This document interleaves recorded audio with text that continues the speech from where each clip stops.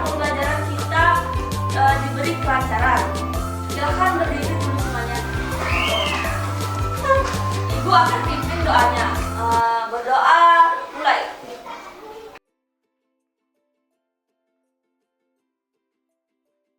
Berdoa selesai. Silahkan duduk. Sebelum lanjut, Ibu akan absen terlebih dahulu ya.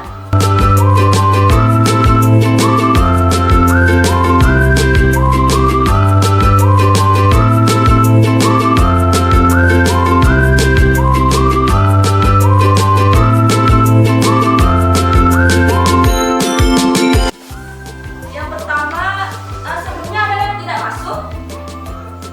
Tidak ya, semua hadir. Oke, yang pertama Igusti Putu Nanta Eka Pramana. Yang kedua Ikadek Dwi Arimbawa. Ikadek Gelgel Wiranata. Niputu Devi Yulistia. Niputu Devika Cynthia Putri. Oke, baik, jadi untuk selanjutnya agar pembelajaran kita menjadi lebih semangat, pertama Ibu mau minta anak-anak untuk menyanyikan 7 kebiasaan anak Indonesia hebat. Silahkan berdiri dulu semuanya. Untuk ketua kelas siapa? Pimpin ya semuanya. Yang semangat ya, yang kompak, yang keras. Oke. Timpal-timpale ngiring menggandeng 7 kebiasaan anak Indonesia hebat. Pertama, pertelu, mulai. Sebutlu. Ayo kita lakukan 7 kebiasaan anak Indonesia agar menjadi hebat. Pertama, bangun pagi. Kedua, beribadah. Yang ketiga, rajin berolahraga. Keempat, makan sehat dan bergizi seimbang. Yang kelima adalah gemar untuk belajar. Keenam, bermasyarakat. Ketujuh, tidur cepat. Ingat, ingat, ayo kita lakukan. Ingat, ingat, ayo kita lakukan. Oke, selanjutnya Ibu minta lagi satu lagu Indonesia Raya. Silahkan. Timpal-timpale ngiring menggandeng lagu Indonesia Raya. Pertelu, mulai. Sebutlu.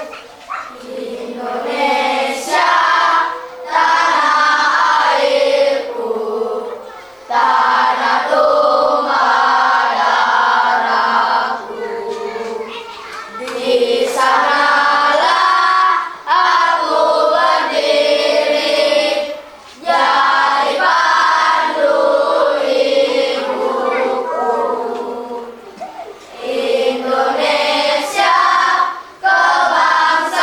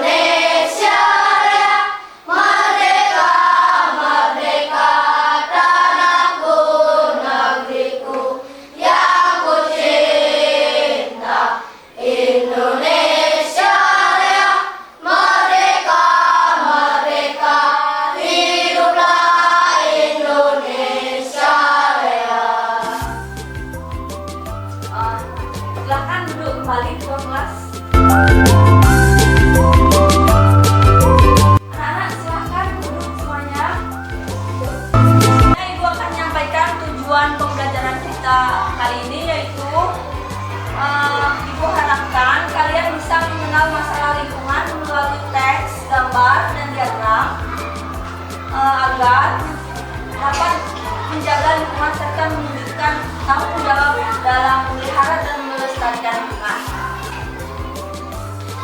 Nah, anak-anak, untuk pembelajaran kali ini kita akan belajar pada bab 7 mengenai sayangi bumi.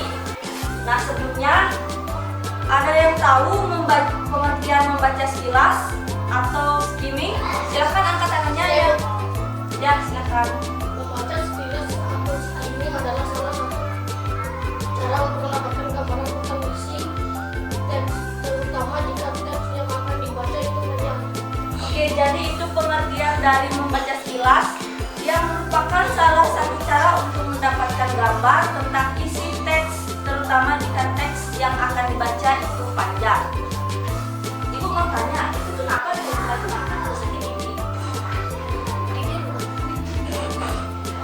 Kirain makan Kemudian yang kedua yaitu ada kalimat majemuk petikan. Siapa yang bisa memberikan pengertian kalimat majemuk petikan? Ya, silakan. Kalimat majemuk petikan adalah kalimat panjang yang merupakan gabungan dua kalimat. Kalimat inti kalimat dan kalimat pendamping anak kalimat. Kedua kalimat ini digabung dengan menggunakan konjungsi atau kata penghubung sehingga maka kalimat sebab. Oke, jadi itu jawaban dari teman kalian. Silakan tepuk tangan dulu.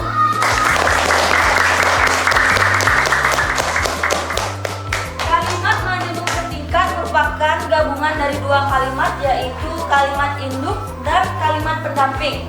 Nah, selanjutnya beberapa jenis kalimat petikan diantaranya menyatakan syarat, tujuan, sebab akibat, alat, dan perbandingan. Nah, sekarang Ibu akan memberikan contohnya.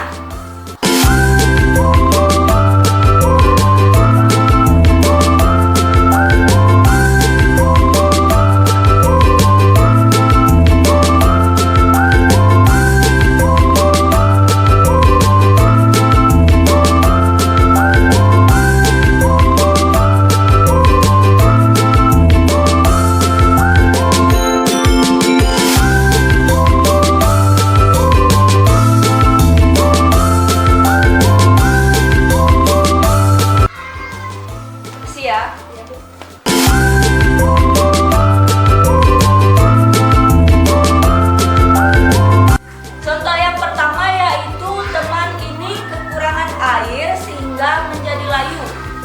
Nah, Ibu akan memberikan contoh satu yang menyatakan sebab dan akibat. Silahkan perhatikan.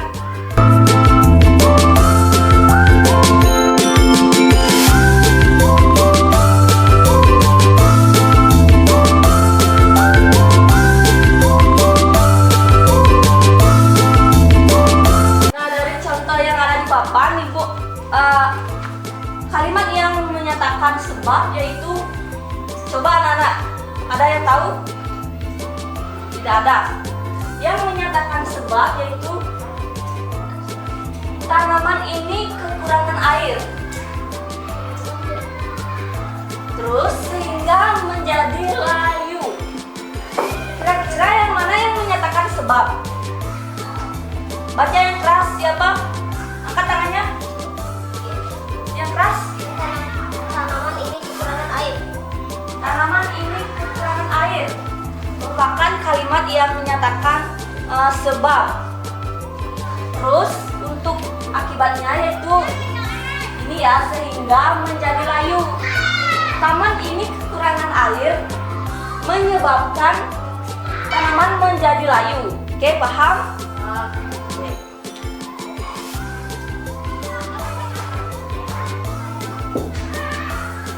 Silakan beri tepuk tangan.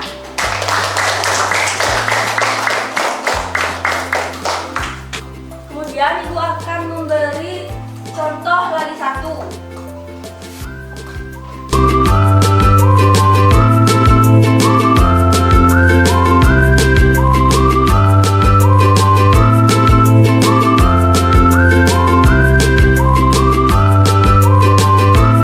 Nah, siapa yang bisa menentukan sebab dan akibat?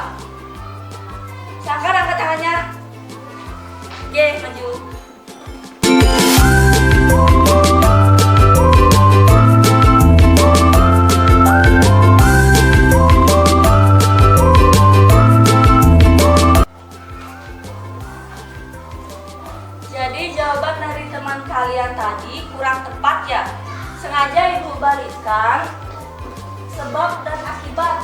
Nah, tadi Ibu sudah jelaskan. Di sini tumbuhan ini ditumbuh secara teratur. Itu merupakan sebab. Kemudian maka pertumbuhannya baik. Oke, sudah. Jadi ini menyatakan akibat. Ini menyatakan sebab. Nah, untuk selanjutnya kita masuk pada materi imbuhan pe dan an. Nah, imbuhan pe dan an itu memiliki makna yang pertama yaitu menyatakan tepat. Kemudian yang kedua yaitu menyatakan proses. Yang ketiga menyatakan kumpulan. Nah, contoh yang pertama yang menyatakan tempat, yaitu contohnya sekarang ditulis ya.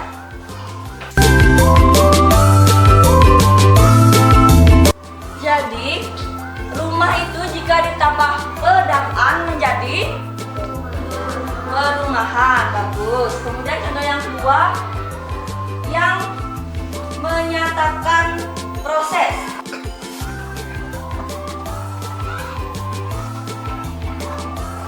Oke, pe ditambah kelola ditambah an menjadi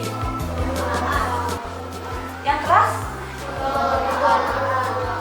pengelolaan, pengelolaan, pengelolaan. Bagus. Jadi jawabannya adalah pengelolaan. Tepuk tangan dulu.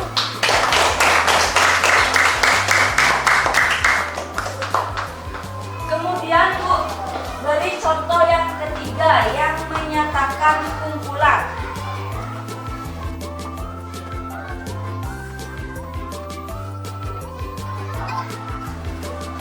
Pe ditambah pohon ditambah an menjadi pohonan. Pepohonan. Ya, jadi menjadi pepohonan. Bagus sekali ya. Sekarang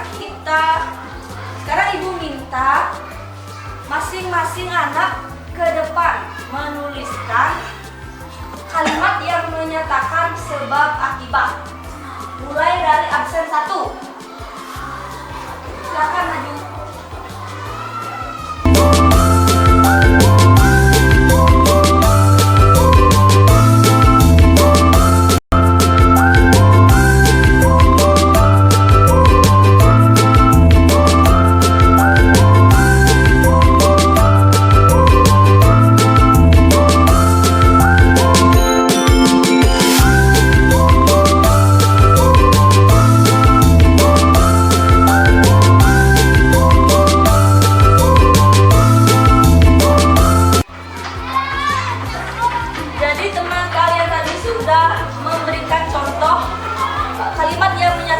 Sebab akibat. Jadi ini sudah benar ya. Hama tikus memangsa tanaman padi merupakan kalimat yang menyatakan sebab sehingga mengakibatkan petani mengalami gagal panen. Kemudian selanjutnya Ibu minta absen terakhir. Tadi temannya sudah semua membuat kalimat sebab akibat. Sekarang giliran absen terakhir. Silahkan maju depan.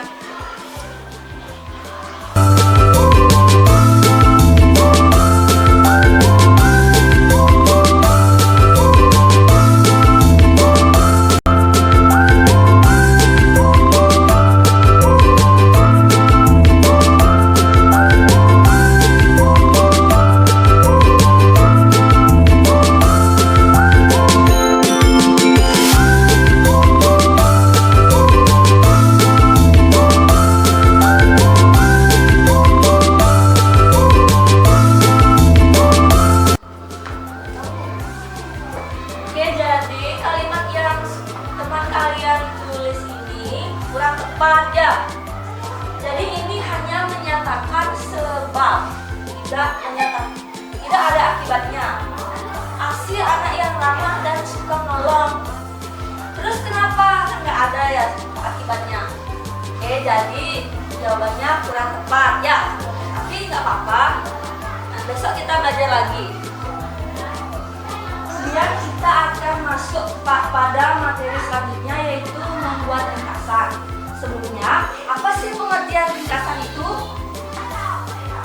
Siapa namanya? Namanya? Nomor absen? Dulu. Oke, silakan. Ringkasan adalah singkatan cerita. Ringkasan dalam cerita dilakukan dengan cara mengidentifikasi ide pokok dari cerita dan menuliskannya kembali secara singkat dan jelas. Oke, jadi itu jawaban dari teman kalian. Silahkan beri tepuk tangan dulu.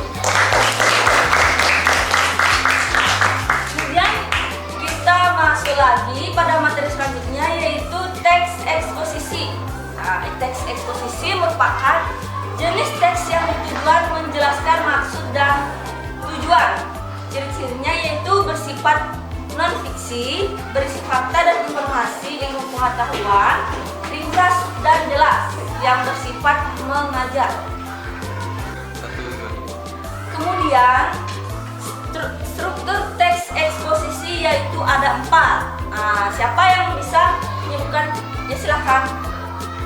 1 judul, 2 penutupan, 3 penjelasan, 4 kesimpulan.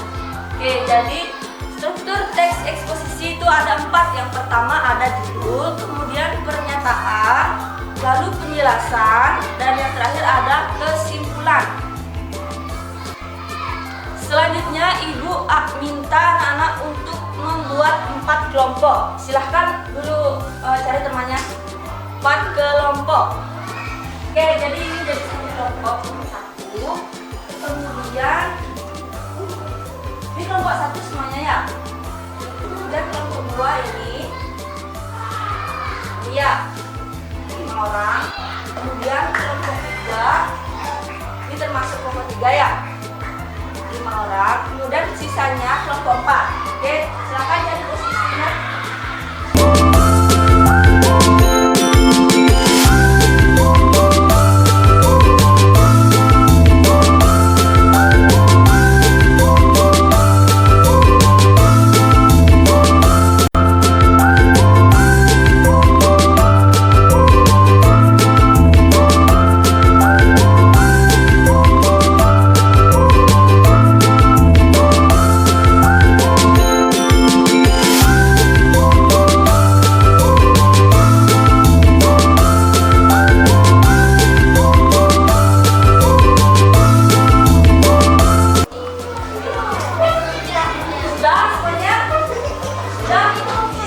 Oke, Ibu akan bagikan contoh paragraf.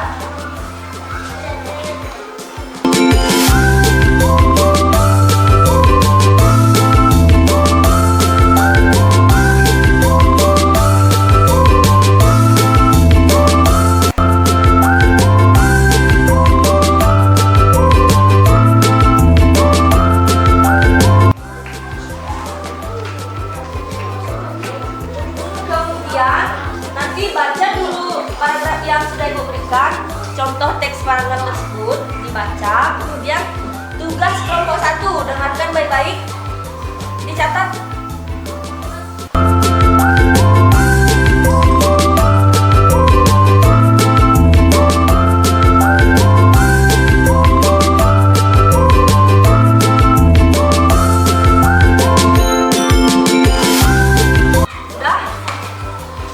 Tugas kelompok 1 yaitu menentukan ide pokok,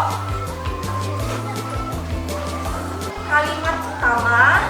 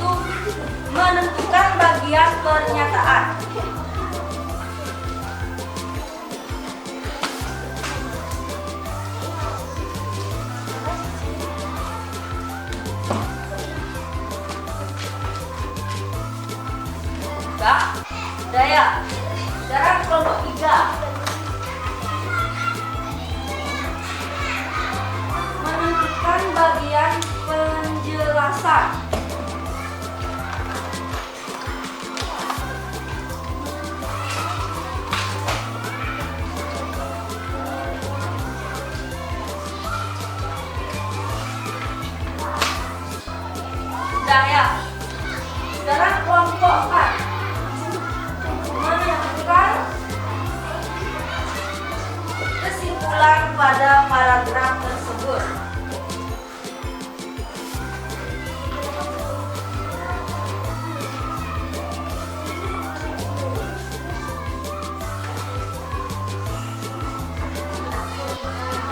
Sudah ya? Jadi anak-anak perhatikan dulu. Silahkan dibaca paragraf yang contoh teks paragraf yang sudah Ibu berikan tadi. Kemudian jawab pertanyaan yang sudah Ibu sampaikan juga tadi. Silahkan dikerjakan. Ibu beri waktu 10 menit. Silakan.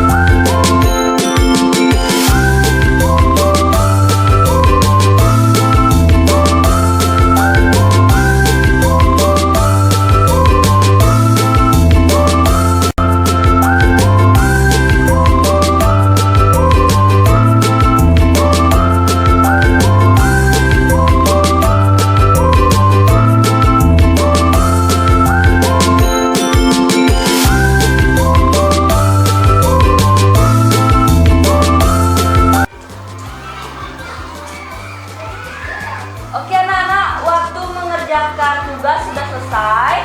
Sekarang Ibu minta kelompok 1 untuk menjawab pertanyaan yang sudah Ibu sampaikan tadi, yaitu menentukan ide pokok kalimat utama dan kalimat penjelas.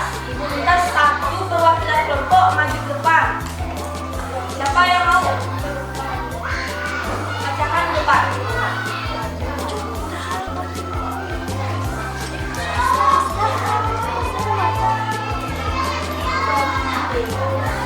Yang keras ya? Ide pokok dari paragraf tersebut adalah aktivitas manusia menghasilkan sampah. Lalu kalimat adalah aktivitas yang kita lakukan sehari-hari dapat menghasilkan sampah. Kalimat penjelas, sampah yang dihasilkan biasanya berupa sampah organik, yaitu sampah yang mudah terurai. Oke, jadi itu jawaban. Mohon perhatian semuanya. Jadi tadi itu jawaban dari kelompok 1, yaitu yang pertama yaitu ide pokoknya, yaitu aktivitas manusia yang menghasilkan sampah. Sebelumnya bacakan dulu isi paragraf ini. Ya, keras. Aktivitas yang kita lakukan sehari-hari dapat menghasilkan sampah. Sampah yang dihasilkan biasanya berupa sampah organik, yaitu sampah yang mudah terurai. Misalnya, daun-daun, sisa makanan, dan lain-lain. Sampah lainnya yakni sampah non-organik, yaitu sampah yang sulit diurai. Misalnya plastik, botol kaca, kertas, dan lain-lain. Oke. Perhatian semuanya. Jadi itu jawaban dari kelompok 1. Silahkan tepuk tangan dulu.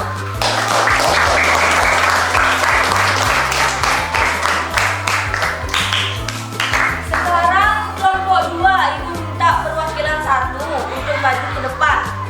Sipa, maju.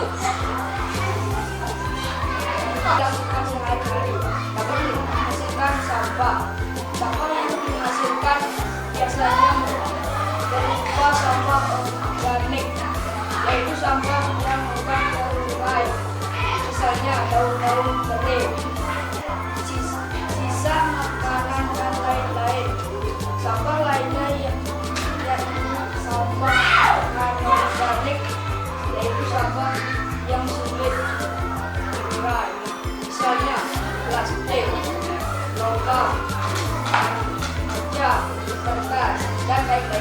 Oke, jadi itu jawaban dari kelompok 2. Tepuk tangan dulu.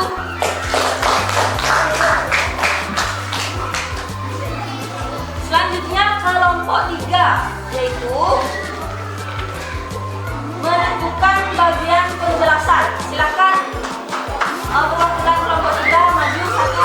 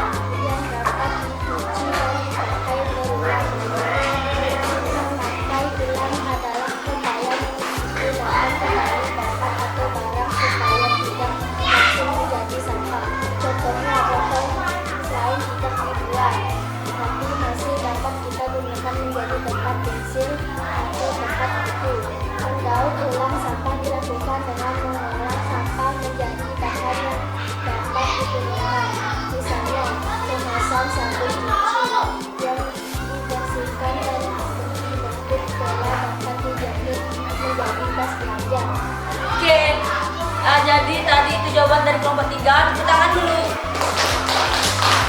Masih semangat semuanya? Oke, sekarang Ibu minta tepuk semangatnya. Tepuk semangat.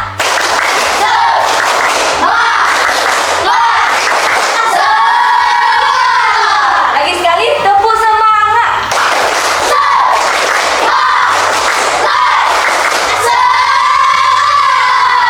Oke, kita lanjut pada kelompok 4. Silakan kelompok 4 maju satu untuk menjelaskan jawaban dari pertanyaan nomor 4. Yang keras ya. Sampah bisa berubah menjadi berkah apabila kita bijak dalam mengelolanya. Penanganan sampah yang baik dan benar juga akan menciptakan lingkungan yang bagus hingga membuat hidup kita menjadi nyaman dan sehat. Hal itu bisa kita wujudkan melalui partisipasi dan peran aktif kita semua. Oke, jadi itu jawaban dari kelompok 4. Tepuk tangan semuanya.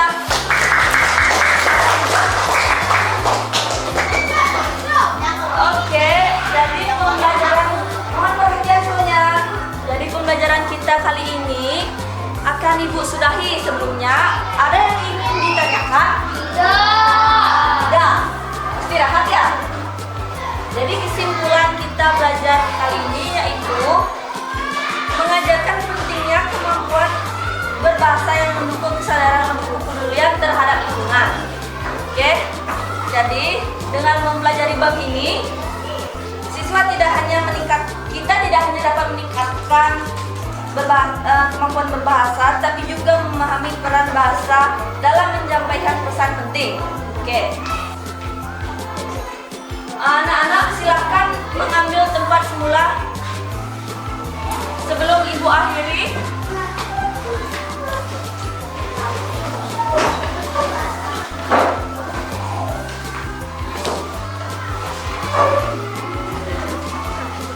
Sudah?